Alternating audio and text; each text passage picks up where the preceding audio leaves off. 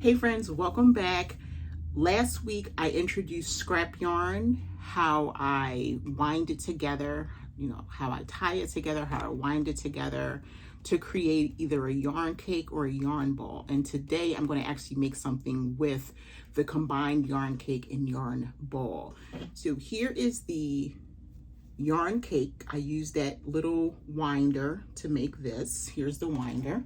So if you didn't tune in, this is the winder to make this. And then I just use my hands to wind this. And I decided just to do a simple project, and I'm going to combine both of these. So stay tuned. I'm actually going to start a project. It'll probably be a hat. And you're going to see the process, and I'll start it. I may not do everything for you, but you'll see a little bit at a time, and then you'll see the finished project today. So tune in. So if you crochet, you're familiar with the magic circle, and that's how I'm going to start. I do everything with my crochet hook. Some people, they knot it, but I do everything with my crochet hook. There's your magic circle, and I'm going to chain 2, 1, 2, and then I'm going to put 12 half double crochets in this circle, and that is 1, 2, 3, 4,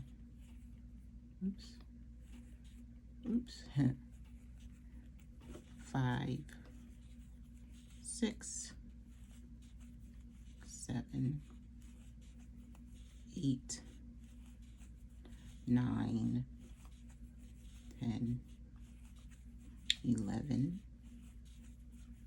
12. And there are 12 half double crochets. So I formed my ring, and then I'm going to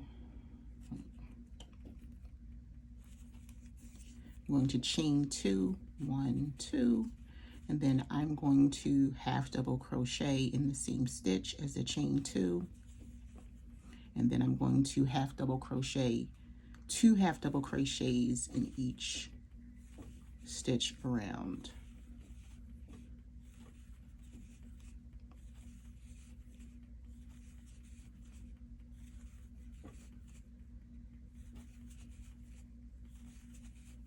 All right, I'm back. I stuck on my compression glove because my hand was getting a little tired.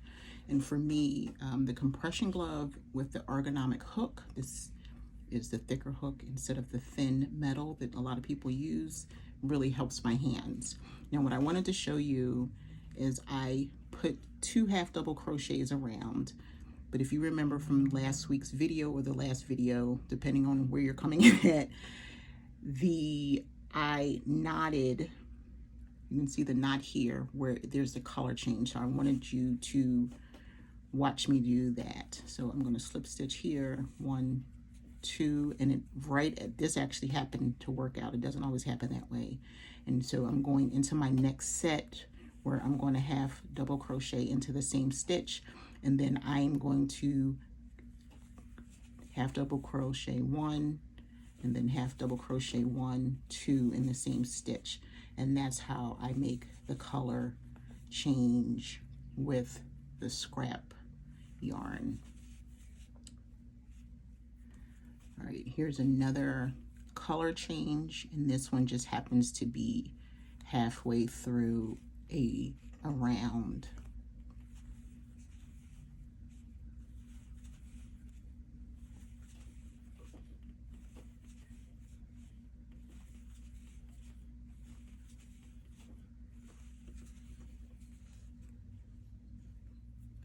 Another color change here.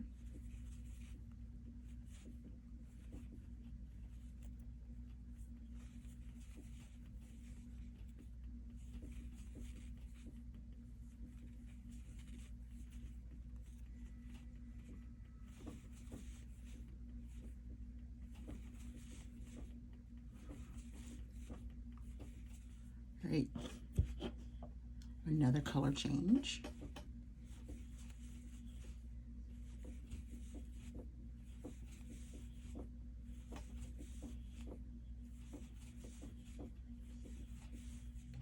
All right, another color change.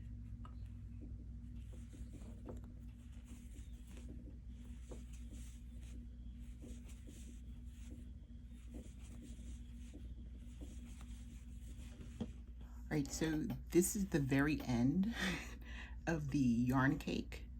So I'm going to take this yarn ball and just add it.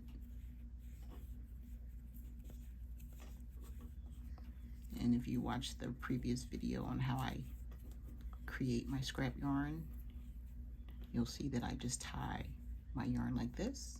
All right, so here is where the yarn ball meets the yarn cake, and now they've been paired or married together. All right, here's a little bit of what's going on here, the progression of this, which I believe is going to be a hat. Here's the progress, and I'm going to admit that somewhere in here I probably added some additional stitches, so it's a little bit bigger than I anticipated it to be, but I have an idea to save it, and that's the beauty of crochet. But I wanted to show you what this looks like, all the pretty colors. All right, so here's the hat inside out. It's completed. And I want to talk about these strings right here. It's interesting. My husband's like, are you going to leave those strings? Yes. So usually what I do is I just go around and kind of clean them up. Just make them like even.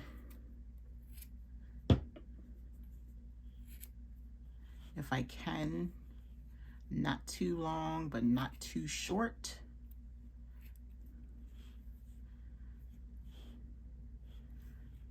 Like this is probably as short as I would want them to be. And here is definitely a long one. And this is usually what I do. Just kind of go around.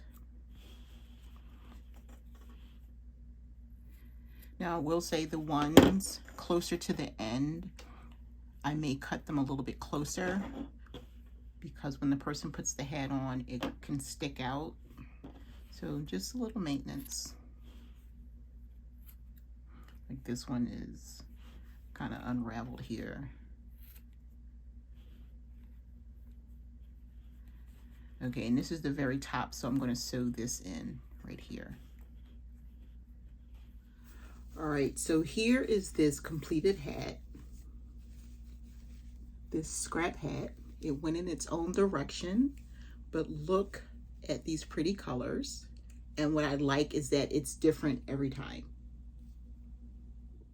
So it's a little bit too big for me, but I don't have any hair. So it really works for someone who has hair. It's more of a slouchy style hat. It turned out a little bit big, and sometimes you have to improvise, and that is one of the best things about being creative. And I'm going to stand on that, that nothing has to be perfect. So if you're making it, don't freak out. You can turn a mistake into, you know, something marvelous. How I did that. And this is what it looks like. Great.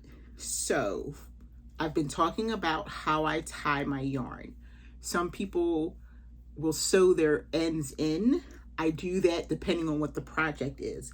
But these hats are so much fun. I do it for hats, bags, scarves, sometimes sweaters, depending on if I have like a private client who is okay with me leaving the yarn loose. I sold a couple of these on some live shows that I host, and I explain it during the shows, and people kind of get it. Like, you want it to be fun. My husband said, are you going to leave the strings like that? And I said, yes. One, the hat is not for you. So he asked me that question. That meant that he is not my target audience. So as you can see, these strings are here. Now this is sticking up, so I might trim it a little bit more, but this just makes it fun and unique. Right now you have these strings here. Like, look how cool that looks, right? Now you may look at it and say, it doesn't look good, but for some people, this is a Halloween hat. This is your unique, weird personality. And that's why I created that way, because I'm unique and I'm weird, I'm different, and I'm okay with that. And that's going to be the customer for me who is okay with that. So this is what they get. And I think it's pretty cool.